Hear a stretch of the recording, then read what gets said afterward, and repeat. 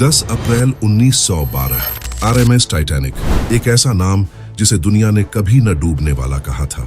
एक चलता फिरता महल जहां अमीरी, शान और टेक्नोलॉजी अपने चरम पर थी।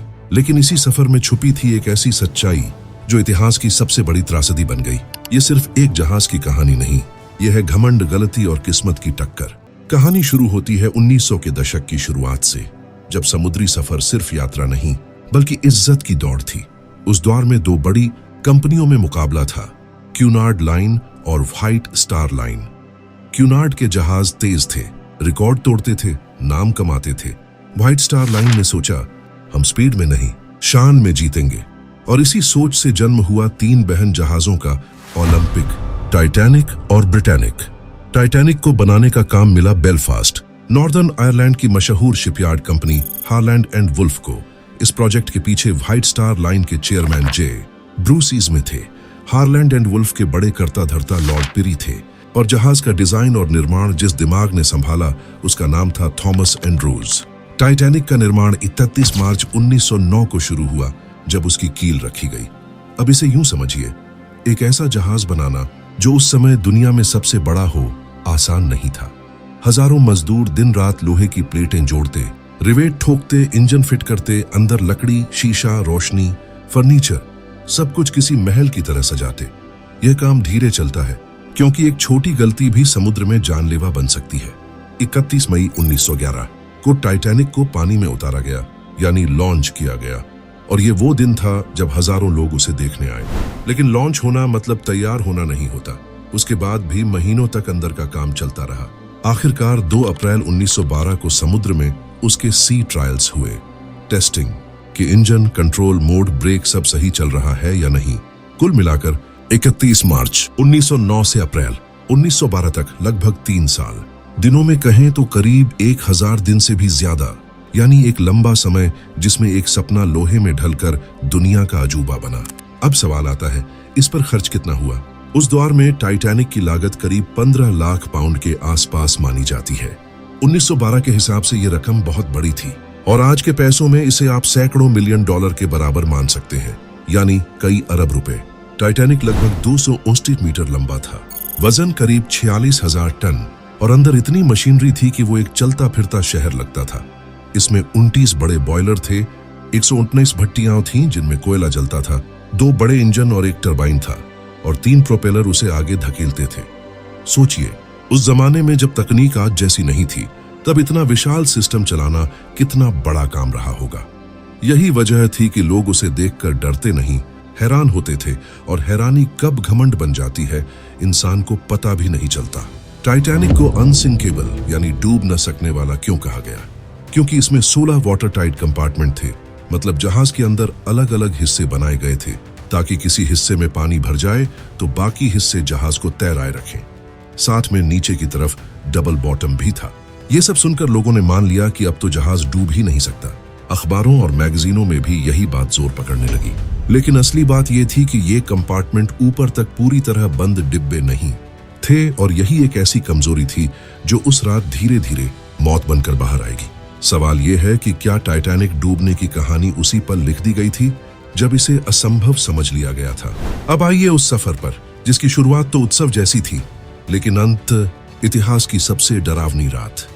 टाइटैनिक अपनी पहली यात्रा यानी मेडन वॉयज पर 10 अप्रैल 1912 को इंग्लैंड के साउथहैम्पटन से रवाना हुआ।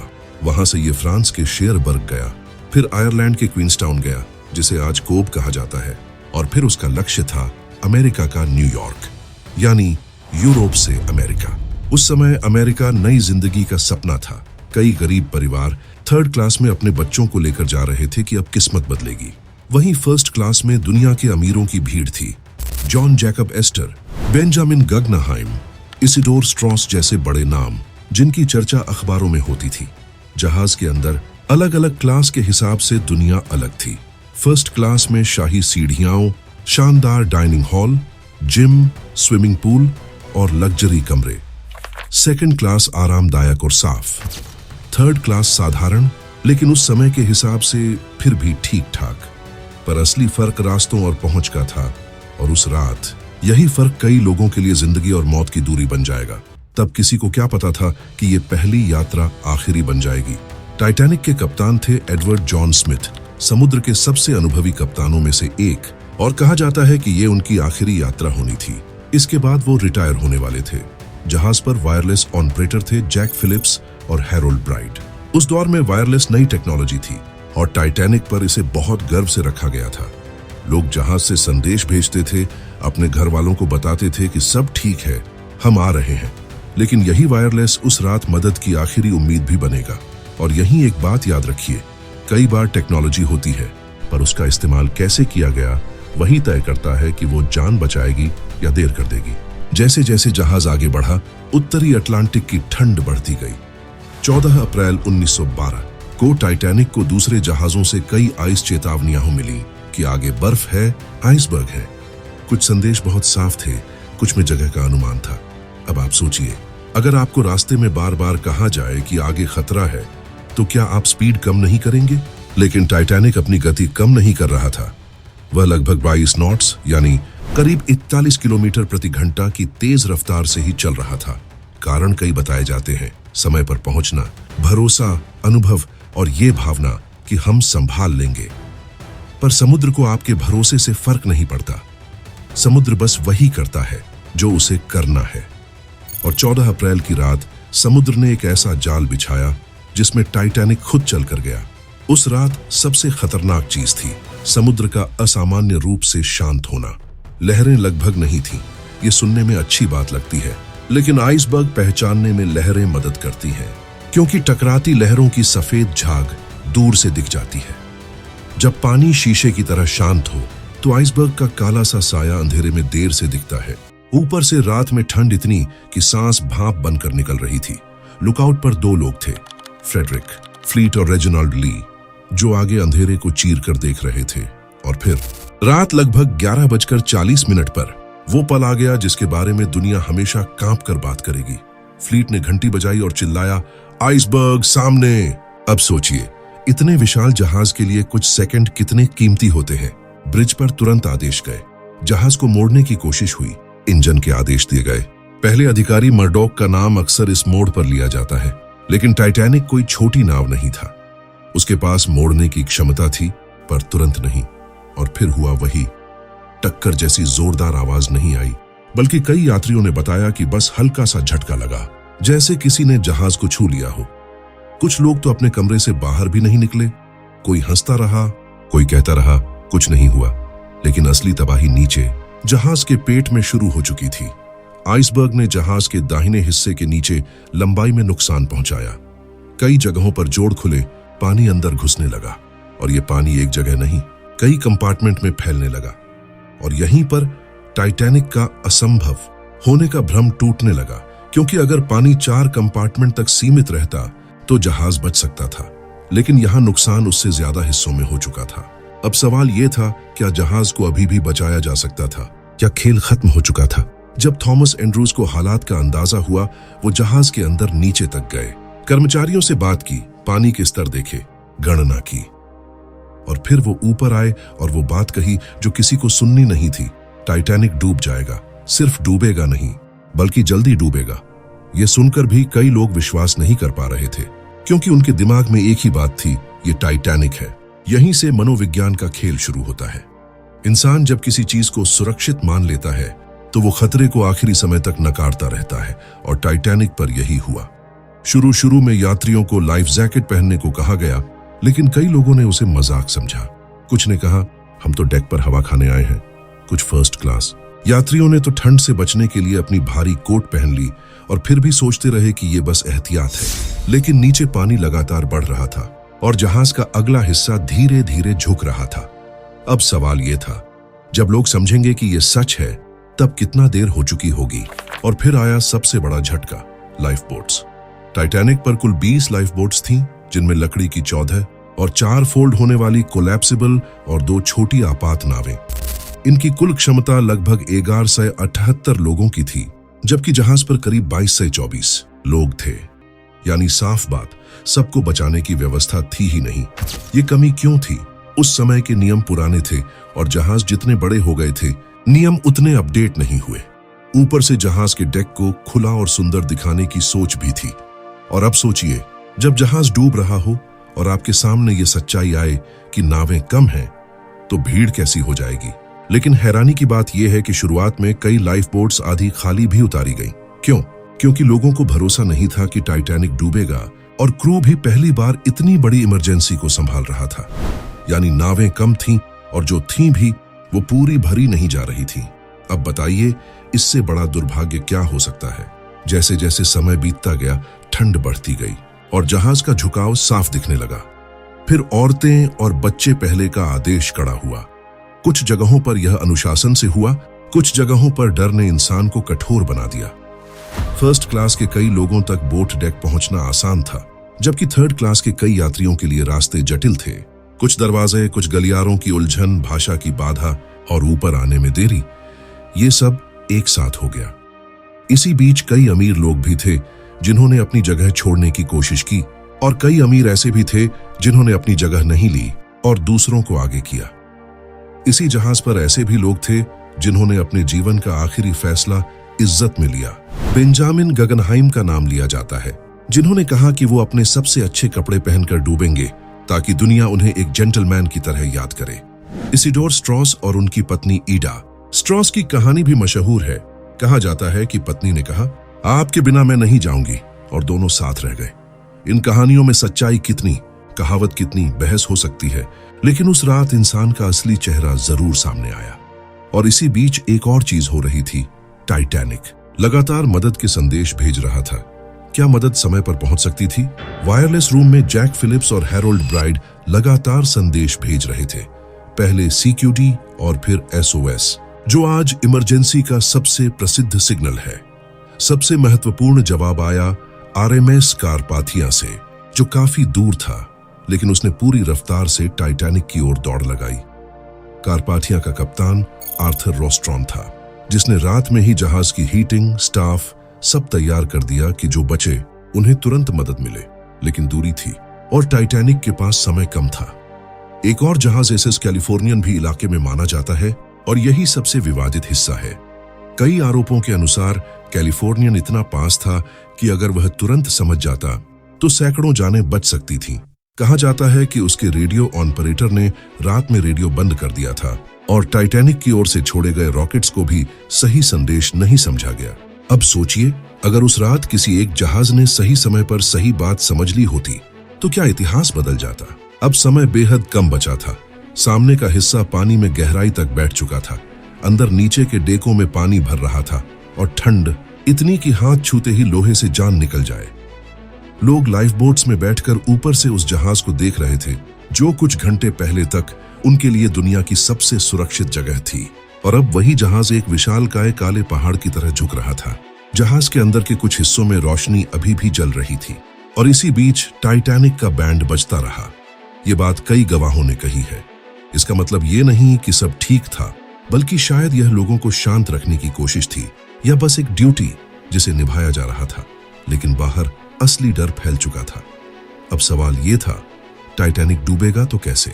धीरे धीरे या अचानक? रात करीब 2 बजे के आसपास हालात टूटने लगे। जहाज का पिछला हिस्सा ऊपर उठने लगा। लोग फिसलने लगे। जो अंदर थे उनके लिए रास्ते बंद हो रहे थे, जो बाहर थे उनके लिए समुद्र अब कब्र जैसा दिख रहा था। और फिर 15 अप्रैल 1912 को रात लगभग 2:20 टाइटैनिक समंदर में डूब गया। कई चश्मदीदों ने कहा कि जहाज अंतिम समय में 2 हिस्सों में टूट गया था। वर्षों तक इस पर बहस हुई, क्योंकि कुछ लोगों ने कहा उन्हें टूटना नजर नहीं आया। लेकिन 1985 में जब मलबा मिला तो सच्चाई साफ थी। टाइटैनिक वास्तव में टूटकर ही नीचे गया था। अब आप सोचिए, जब एक जहाज टूटता है तो अंदर फंसे लोगों पर क्या बीतती होगी, और जब वो जहाज समंदर में गायब होता है तो ऊपर बचे लोगों के सामने क्या रह जाता है। सबसे क्रूर हिस्सा जहाज के डूबने के बाद शुरू हुआ। जो लोग पानी में गिर गए उनके पास लाइफ जैकेट हो सकता था, लेकिन बचने का समय नहीं था।